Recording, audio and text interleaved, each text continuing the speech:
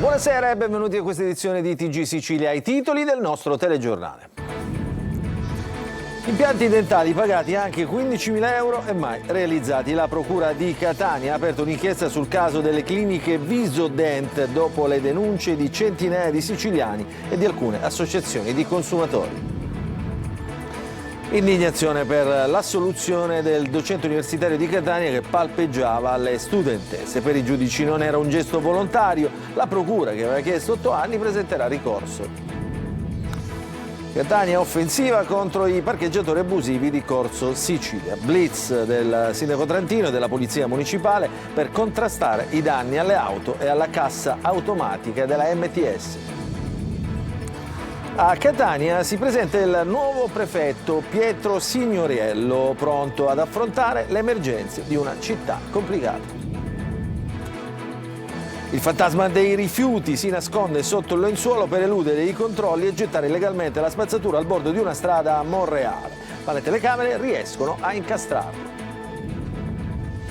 A Palermo sit-in di CGIL e PD davanti all'assessorato regionale alla salute per una sanità migliore. In Sicilia intanto fanno il giro del web le immagini di uno scooter elettrico in carica nella sala d'aspetto del pronto soccorso di Messina. Calcio, il Tribunale Nazionale Federale ha inflitto ben 14 punti di penalizzazione al Messina per i mancati pagamenti di aprile da scontare nel prossimo campionato. Stangata anche sul Trapani.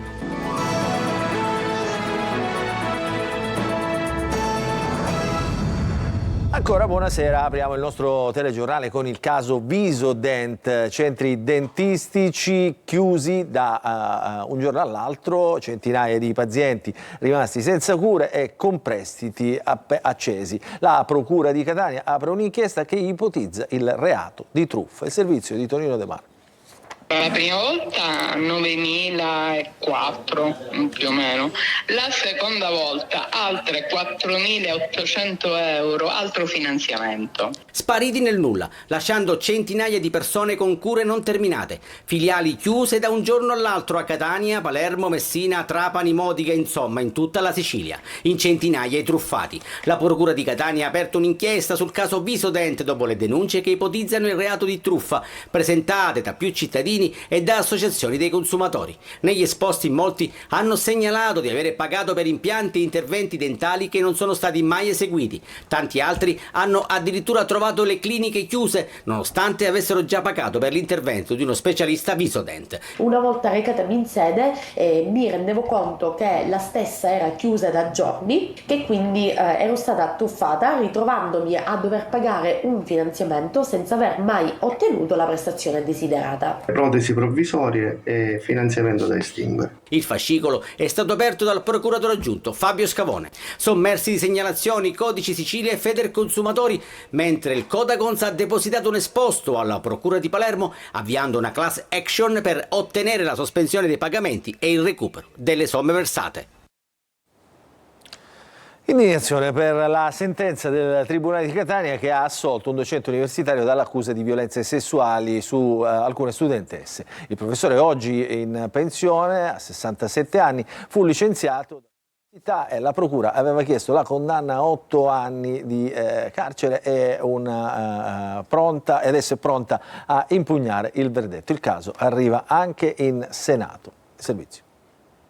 La sentenza del Tribunale di Catania di ieri sulle denunce di 7 studentesse contro il professore, il docente di medicina per molestie sessuali e atti di violenza sessuale, che hanno trovato sostanzialmente conferma quanto alla esistenza dei fatti e che poi invece hanno portato all'assoluzione dell'imputato perché non si sarebbe raggiunta la prova della mancanza del consenso, dimostrano che evidentemente c'è da fare un percorso importante e urgente sulla formazione dei magistrati. Per questo motivo presenterò oggi stesso interrogazione al Ministro e chiederò l'invio di ispettori, perché davvero sentenze come queste non soltanto ci indignano, ma rischiano di vanificare tutti gli sforzi che stiamo facendo in Parlamento per modificare, per migliorare e sensibilizzare anche la legislazione in questa materia, perché davvero le vittime a questo punto potrebbero sentirsi abbandonate a se stesse e quindi non avere più assolutamente neanche il coraggio di denunciare i fatti di cui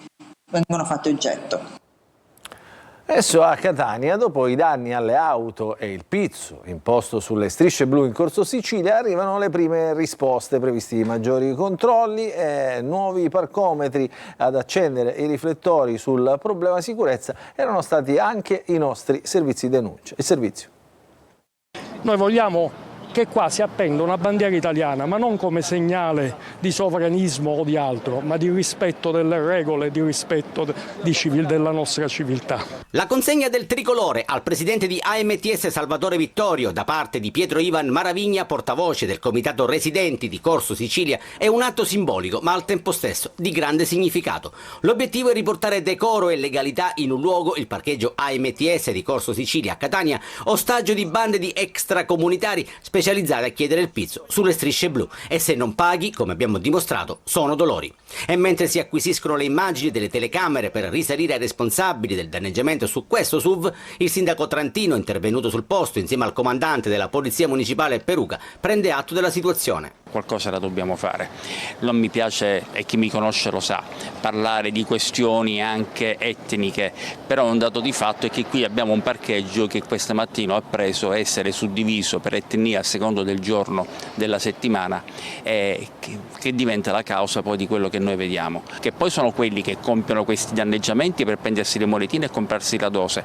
Vigilanza e non solo, come evidenzia Maravigna. In quello custodito ci sono 68 posti, in questo 87 incustodito, quindi vorremmo capire anche i criteri di razionalizzazione della spesa dei soldi pubblici. Il ruolo di AMTS in questa vicenda ovviamente gestisce questo parcheggio perché la proprietà del terreno è del Comune di Catania, a differenza di quello che è in via Luigi Sturzo. L'obiettivo è tenere alla larga i parcheggiatori molestatori e la soluzione potrebbe essere quella di bloccare tutti i sistemi di automazione, collocare un parcometro e quindi diventare questo sito come il parcheggio strisce blu sulle strade. Il resto lo dovranno fare le forze dell'ordine. E a proposito di sicurezza, a Catania si è insediato oggi il nuovo prefetto Pietro Signoriello, si dice pronto ad affrontare le emergenze di una città complicata. Il servizio di Eva Spampinato. Sono romanticamente innamorato della Sicilia e quindi insomma mi innamorerò a poco anche di Catania, ne sono sicuro. Pietro Signoriello guarda con romanticismo alla nuova città che è impegnato a guidare dalla poltrona di prefetto, ma anche con rigore e programmazione, come ha raccontato questa mattina alla stampa riunita nella sede di Via Prefettura a Catania dopo un lungo incontro con la dirigenza della questura. Credo che comunque in qualche modo il prefetto e tutta la prefettura debba in qualche maniera essere una rete di confluenza di tutta una serie di azioni da parte di altre istituzioni, da parte del contesto del terzo settore, da parte di tutto il mondo che in qualche modo interagisce con il contesto sociale della comunità. In una città segnata da contraddizioni profonde, tra bellezze storiche e piaghe sociali incancrenite, l'insediamento del nuovo prefetto rappresenta più di un semplice cambio istituzionale, è una sfida diretta al cuore delle emergenze che stringono Catania in una morsa. Crimine organizzato, degrado urbano, disagio sociale, tensioni migratorie. Oggi c'è stata una grossa operazione in Corso Sicilia, ovviamente non possiamo non parlarne anche perché riguarda davvero i cittadini da vicino. E io questa mattina ho cominciato ad avere i primi momenti di contatto con le forze di polizia. È chiaro che questa fase iniziale per me sarà una fase di grandissimo ascolto per la migliore comprensione delle dinamiche che riguardano il territorio anche da un punto di vista criminale, per poter poi mettere a punto le migliori strategie di prevenzione e contrasto. Signoriello ha invitato cittadini, istituzioni e giornalisti a fare rete e ad essere resilienti. La sfida sarà quella di provare a dare un nuovo volto alla legalità in una delle città più complesse del Mezzogiorno. Adesso ci spostiamo nel palermitano, a Santa Flavia, dove un giovane non si ferma all'alt e investe un carabiniere. Il 17enne è stato arrestato e si è accusato di violenza e resistenza a pubblico ufficiale. Servizio di Marco Gullà. Non si ferma all'alt dei carabinieri e poi quando viene bloccato contromano accelera e si scontra contro le forze dell'ordine. I carabinieri della stazione di Santa Flavia con i colleghi del radiomobile della compagnia di bagheria hanno arrestato un 17enne bagherese accusato di violenza e resistenza a pubblico ufficiale. Il ragazzo a bordo di uno scooter senza indossare il casco in via Cristoforo Colombo a Santa Flavia non si è fermato all'alt e ha investito un militare dandosi alla fuga. I militari dell'Arma lo hanno intercettato contromano in via Vittorio Emanuele Orlando. Nonostante la presenza dell'auto, il giovane ha accelerato ed è finito contro la vettura. Ha abbandonato lo scooter e ha cercato di fuggire a piedi. Poco dopo è stato raggiunto e bloccato dai carabinieri. Lo scooter è stato sequestrato perché senza assicurazione e senza targa. Il 17enne non aveva conseguito la patente. L'arresto è stato poi convalidato dal GIP che ha disposto per lui il collocamento in comunità.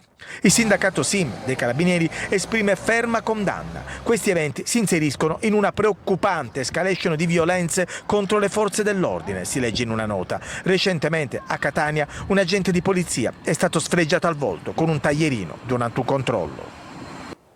E a proposito di controlli sulle strade, è entrato in funzione a Palermo lo street control di ultima generazione per scoraggiare la sosta irregolare e le violazioni del codice della strada, ma anche per migliorare la sicurezza e la fluidità della circolazione urbana. L'apparecchio scatterà 2 foto in contemporanea, una ambiente che mostrerà l'infrazione compiuta, l'altra specifica sul numero di targa. Acquisite le immagini, la multa poi verrà passata al server, le attività saranno comunque gestite dagli agenti che, ricevuti i dati su appositi tablet, provvederanno a validare le sanzioni.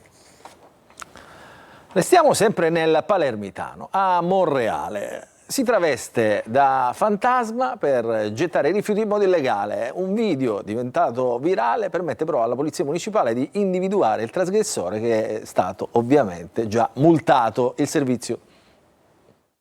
Sui social è già stato soprannominato il fantasma dell'immondizia. Monreale, lo vedete in questo video mentre un uomo coperto da un lenzuolo getta rifiuti in modo illegale senza rispettare i turni della differenziata.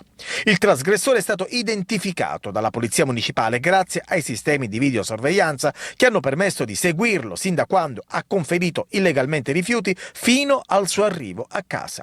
Il fantasma così è stato identificato e multato. Continuiamo a riscontrare atti di inciviltà inaccettabili, ha dichiarato l'assessore del comune monrealese Giulio Mannino. Nonostante i nostri sforzi per mantenere pulita la città ed educare alla corretta gestione dei rifiuti, c'è ancora chi ignora le regole, danneggiando l'ambiente e la nostra comunità. Il comune di Monreale promette quindi battaglia sui rifiuti, sperando di non doversi affidare ai Ghostbusters per dare la caccia ai trasgressori. E sempre a Palermo, nuovo raid vandalico all'Istituto Montalcino di Borgo Nuovo. Con quello della scorsa notte sono 8 le incursioni e le devastazioni nell'istituto comprensivo. Essere preso di mira il plesso Borsellino di Largo Camastra. In gruppo si sono introdotti nella struttura, che hanno rovesciato banchi, sedie, sfondato muri e porte, distrutto anche i bagni e rovesciato gli armadi. Il plesso era chiuso da qualche anno per alcuni problemi di infiltrazione che avevano reso inagibile la struttura, che veniva utilizzata come mensa per i piccoli. Sono stati rubati gli infissi in alluminio e i cavi elettrici. Adesso ci spostiamo a Messina, dove gli utenti del pronto soccorso del Policlinico si sono trovati davanti a una scena surreale. Un motorino elettrico messo in carica proprio nella sala d'attesa del pronto soccorso. Il servizio di Francesco Triolo.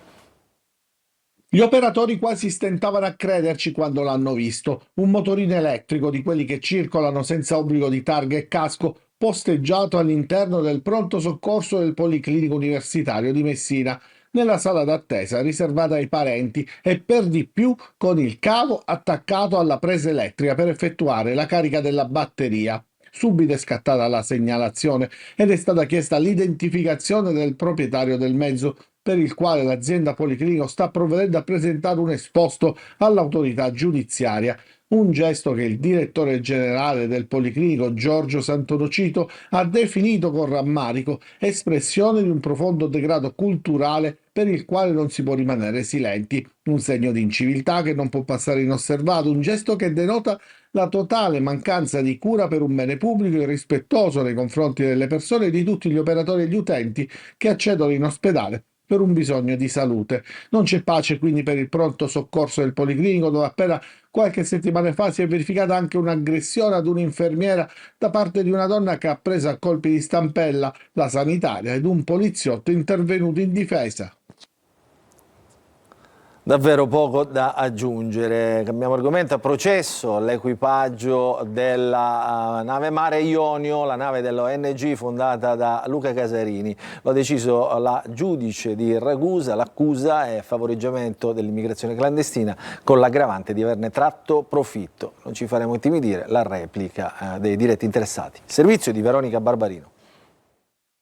Era settembre del 2020 quando 27 naufraghi della nave cargo danese Tian Marsk furono trasbordati sulla nave umanitaria Mare Ionio, che li fece poi sbarcare a Pozzallo. 2 mesi dopo, la società armatrice danese versò 125.000 euro all'armatrice della Mare Ionio. In 7 della ONG, tra cui il comandante, furono imputati per favoreggiamento dell'immigrazione clandestina con la presunta aggravante di aver tratto profitto. A distanza di 5 anni, il GUP del Tribunale di Ragusa ha rinviato a giudizio tutti gli imputati, fissando la prima udienza del processo il 21 ottobre prossimo. Non sono mancate le reazioni. La legale dei 7 componenti della ONG sostiene che su questa vicenda sia stata costruita una montatura politico-giudiziaria e si dice pronta a smantellarla in sede di processo. Luca Casarini, il fondatore di Mediterranean Saving Humans, invece ribadisce di aver aiutato 27 persone lasciate in mezzo al mare per 38 giorni e che la solidarietà non è un reato. Nel mentre è stata annunciata dall'ONG una nuova nave pronta a salpare e soccorrere chi chiede aiuto in mare, dimostrando che un altro Mediterraneo è possibile.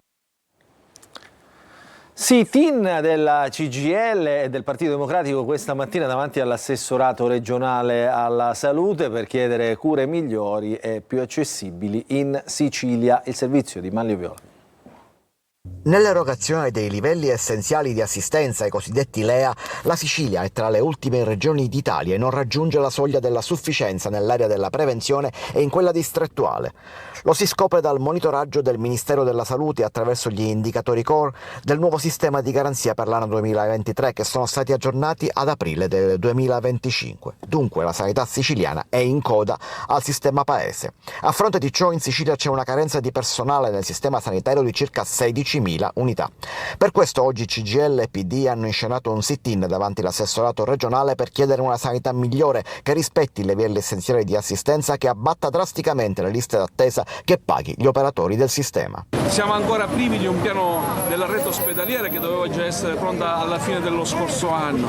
Non si stanno affrontando le lunghe liste d'attesa, non c'è una risposta rispetto alla difficoltà e alla sofferenza del pronto soccorso e poi c'è tutto il tema del personale. Di fronte a queste 4 questioni il governo della regione già da un anno ci dice di settimana in settimana che assumerà questo come elemento prioritario, invece purtroppo ad oggi, dopo un anno, nessun tipo di risposta è arrivata. Tutto questo naturalmente non è accettabile. Per parte sua la Regione non si tira indietro. L'assessorato della salute, si legge in una nota, sta recuperando le risorse necessarie per colmare un vuoto finanziario ereditato e mantenere così un rapporto stabile e trasparente con tutte le componenti del sistema sanitario regionale. Abbiamo scelto di agire con senso di responsabilità, dice il presidente della Regione Renato Schifani, che sottolinea la scelta di mantenere fede agli impegni presi anche dai suoi predecessori. La sanità siciliana è impegnata nel rafforzamento della propria capacità di diagnosi e cura, conclude il governatore. Nei giorni scorsi abbiamo parlato degli affitti brevi e delle key box, quelle scatolette che si usano per mettere le chiavi degli appartamenti poi dati in affitto. Adesso cade il divieto del check-in fai da te. Il TAR del Lazio ha bocciato la circolare del Viminale che introduceva l'obbligo di riconoscimento fisico degli ospiti. Quindi per il settore extra-alberghiero ritorna appunto l'uso delle key box, il servizio. Check-in in presenza o uso della K-Box per gli affitti brevi? Se nel novembre scorso il Ministero dell'Interno, per questione di sicurezza, introduceva l'obbligo di riconoscimento fisico degli ospiti di case vacanza, affittacamere e B&B, vietando così il self-check-in, a ridosso delle vacanze estive tutto torna come prima. Il TAR del Lazio, infatti, boccia la stretta del Viminale, dichiarando che l'identificazione dei visu non risulta di per sé in grado di garantire l'ordine e la sicurezza pubblica. Ai locatari quindi la scelta. Noi con il nostro B&B a Ragusa abbiamo scelto sin da subito di adottare la procedura di self-check-in, in quanto risulta molto comoda. Secondo noi, pur non vedendo l'ospite al momento del check-in, si può rimanere in contatto con l'ospite ed essere veramente molto presenti, anche se non fisicamente, durante tutta la permanenza sul territorio. Noi abbiamo scelto di accogliere l'ospite di persona. Subito dopo forniamo un codice di accesso che serve per poter entrare sia al portone che in camera, in modo tale che l'ospite si sente libero di muoversi in totale autonomia. Le generalità degli ospiti verranno sempre e comunque comunicate alle autorità di pubblica sicurezza. Ma il turista cosa preferisce? È comodo avere una scatoletta in cui riporre le chiavi. I with the check-in person. Prendere direttamente le chiavi è più comodo, perché tu comunque non hai bisogno di organizzarti a vederti in quell'ora con quella persona per forza. Questa sentenza rappresenta un importante passo avanti per il settore extraalberghiero, che ora può nuovamente beneficiare della flessibilità offerta dal check-in fai da te, pur nel rispetto delle normative di sicurezza. Adesso ci fermiamo, una piccola pausa, ritorneremo subito dopo per parlare di calcio.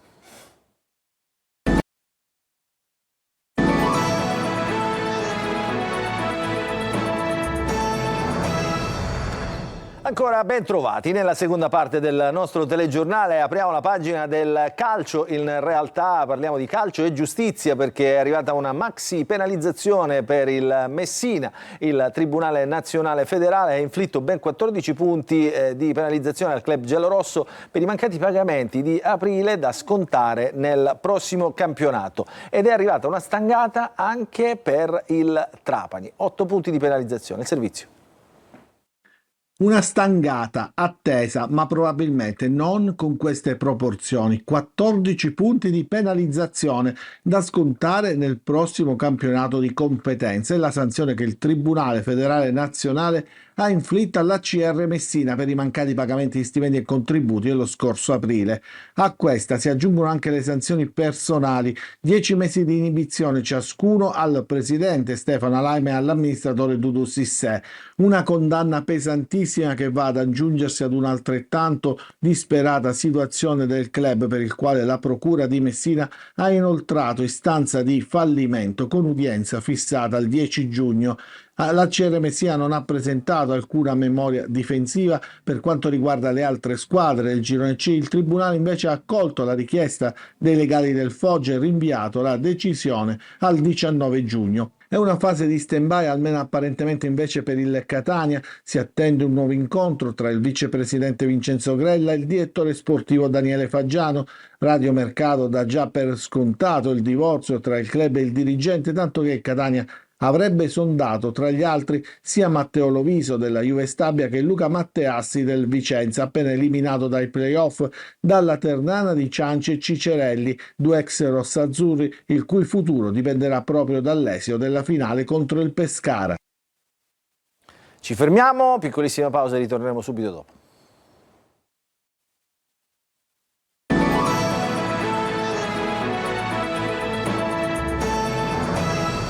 Entriamo in diretta, non ci sono aggiornamenti dell'ultima ora, dunque il nostro telegiornale finisce qui. Vi ringraziamo per averci seguito, vi auguriamo un buon proseguimento di serata a tutti.